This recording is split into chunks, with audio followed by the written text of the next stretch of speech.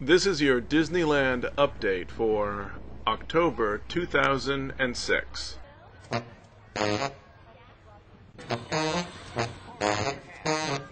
For the past year, Disneyland executives have been planning a Halloween time event to compete with the highly successful Halloween time event that happens just up the road at Knott's Berry Farm each year. Unlike the Knott's event, however, which is primarily directed at adults over the age of 13, the Disney event is directed at families. This is the first time that Disneyland has attempted a park-wide seasonal overlay, except of course for Christmas. Though significant areas of each park have received Halloween decorations, if successful, Disneyland will continue to add new Halloween decorations to the park over the next few years. California Adventure received a modest sampling of decorations in yet another attempt to lure visitors into the struggling theme park. The problem is the park remains empty. It also received 2 seasonal overlays for existing attractions. The first converts the troubled Golden Dreams Theater into the quickly assembled Golden Screams Revue. And finally, Maleficent. Oh, nice. All right, your votes have been cast, and now it's time, as the Magic Mirror said, for us to gaze into the Magic Handheld Mirror to find out who is the winner. The review is an overly familiar collage of Disney clips followed by audience voting for a favorite villain. On the other side of the park, the lobby in the Tower of Terror has also received a little holiday sprucing. But needless to point out, Disneyland executives have finally concluded that such quick fixes aren't going to solve the California Adventure problem.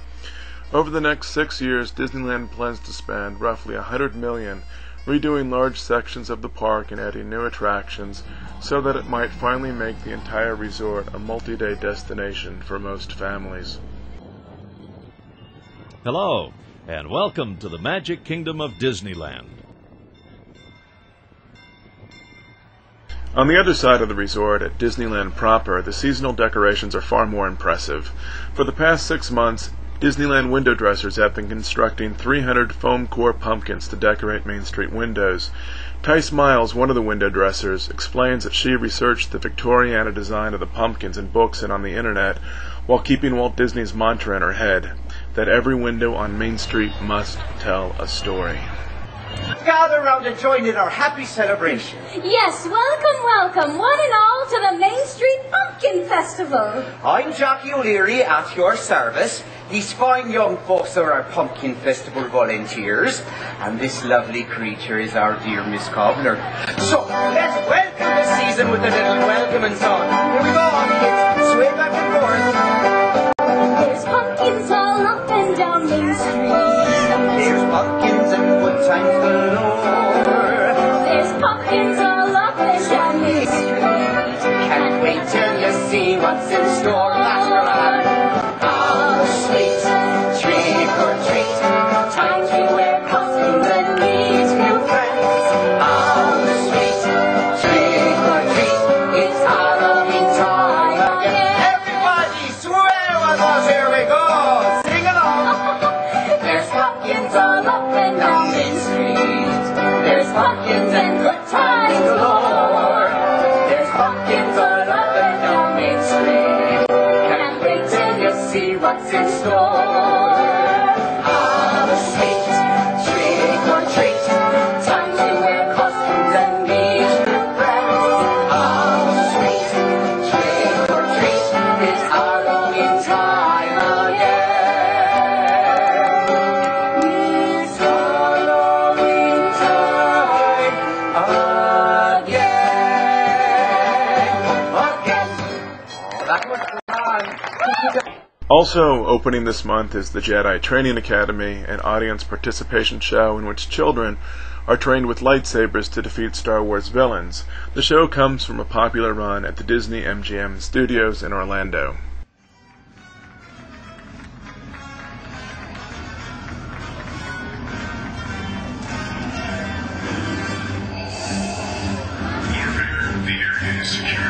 Darth Vader, what's the real dismissing? You may dispense with the pleasantries.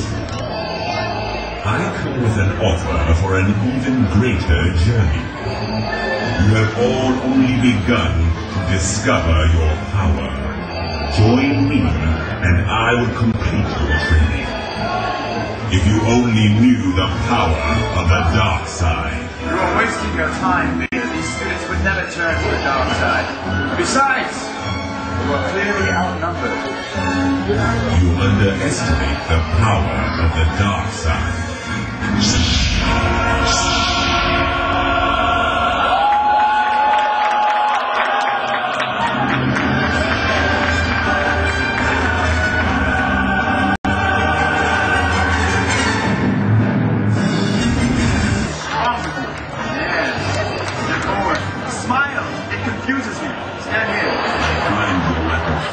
Disturbing. I find your breathing disturbing. Activate! It's right. Left leg. Touch his left leg again. Now his right leg. Now touch to his head. Well done, yes. Step back, yes.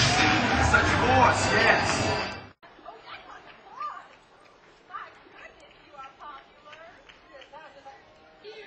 Big Thunder Ranch has been converted into Woody's Halloween Roundup. As at Christmas time, the ranch is also the home to the Pixar characters from Toy Story. But as you look around the ranch, let me skip ahead for a moment.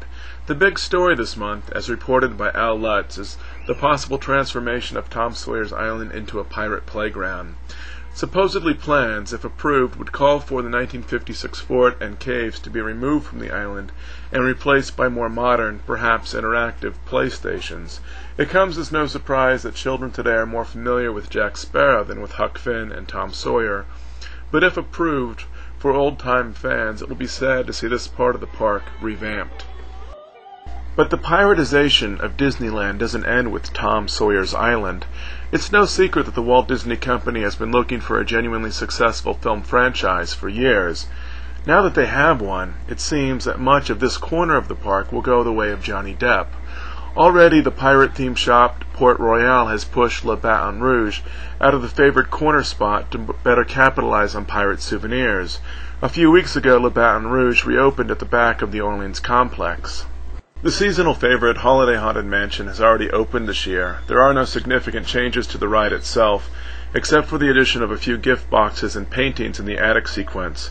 The pieces were added to accommodate, or rather to hide, upgrades to the regular version of this ride installed earlier this year. The mansion's grounds are filled with the usual pumpkins and skeletons, with the exception of this new scroll which oddly has the word mistletoe misspelled. Welcome to my Christmas delight! I think they like our Christmas! You've been coffee or ice?